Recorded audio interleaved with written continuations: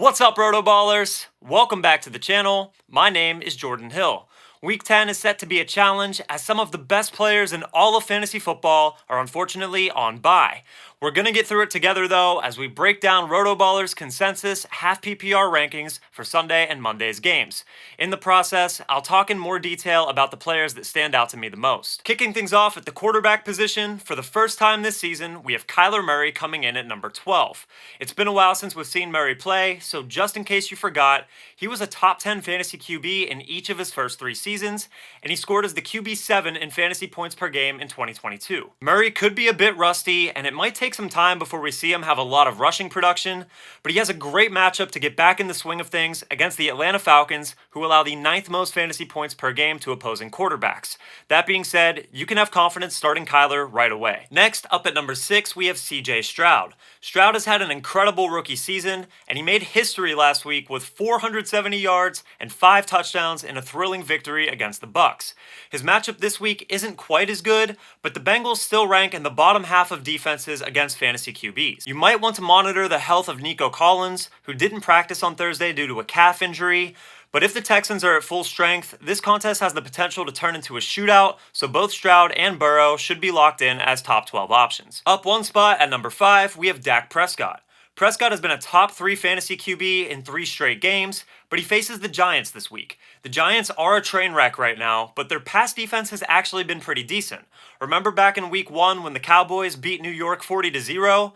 Prescott had 143 passing yards in that game and 0 touchdowns. Dak is on fire right now and remains a good start, but just keep in mind that the Cowboys might not have to do a whole lot offensively to get a win on Sunday. Moving over to running backs, at number 10 we have Bijan Robinson. It goes without saying that Robinson has been really disappointing lately, but we're begging you, Arthur Smith, please let Bijan cook against the Arizona Cardinals, who have been terrible against running backs this season.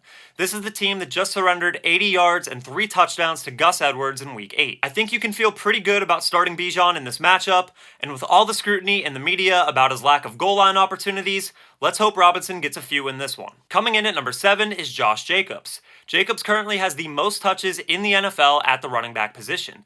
He didn't see any targets from Aiden O'Connell last week, but this shouldn't be prescriptive as Jacobs was actually the Raiders' leading receiver back in week 4, with O'Connell under center targeting him 11 times. Regardless, Vegas is likely to rely on the ground game as the Jets have been really good against the pass, but surrender the 3rd most rushing yards per contest in the league. And at number 6, it's Travis Etienne, who is actually 2nd in the league in running back touches, and is the fantasy RB3 despite already having his bye week. Unfortunately, he has a really difficult matchup against the San Francisco 49ers, who are yet to allow a 100-yard rusher this year. Still, the Jags offense has been clicking lately, and Etienne has been super involved both as a rusher and a receiver, so he remains a must-start fantasy asset. At wide receiver, let's start with number 9, Garrett Wilson. Wilson's matchup against the Raiders might not be quite as good as you would expect, with Las Vegas surrendering the 7th fewest fantasy points per game to receivers. Nonetheless, when Zach Wilson passes the ball, he's looking Wilson's way over 32% of the time, and it's resulted in solid fantasy output in recent weeks. There aren't too many wideouts seeing the opportunities that Wilson is, so he's a pretty safe option and does offer some upside if he can break off a big play. Coming in at number 8 is DeAndre Hopkins. Hopkins blew up with 3 touchdowns in Week 8 with Will Levis at the helm, but was a little bit of a letdown last week against Pittsburgh.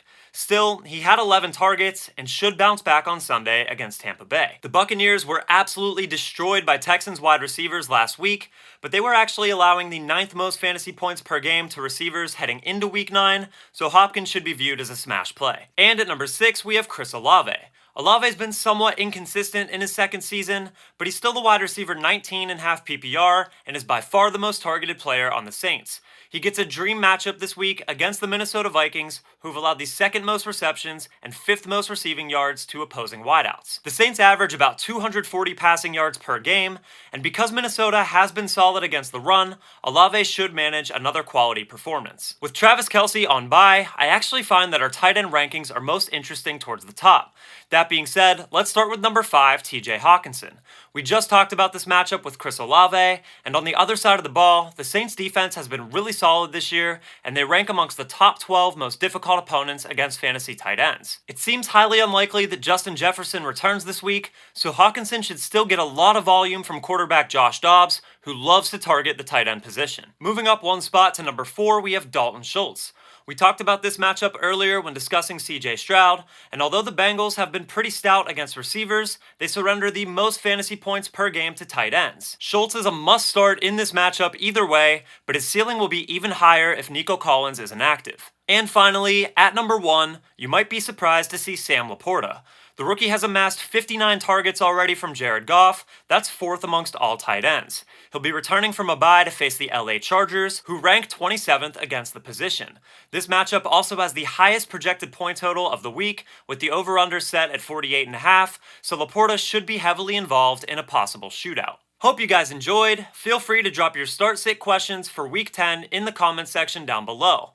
Also, please remember to leave a like on this video, and do yourself and us a favor by subscribing to RotoBaller for more great fantasy football analysis that'll help you win big in 2023. Thanks so much for tuning in, and best of luck in your Week 10 fantasy matchups.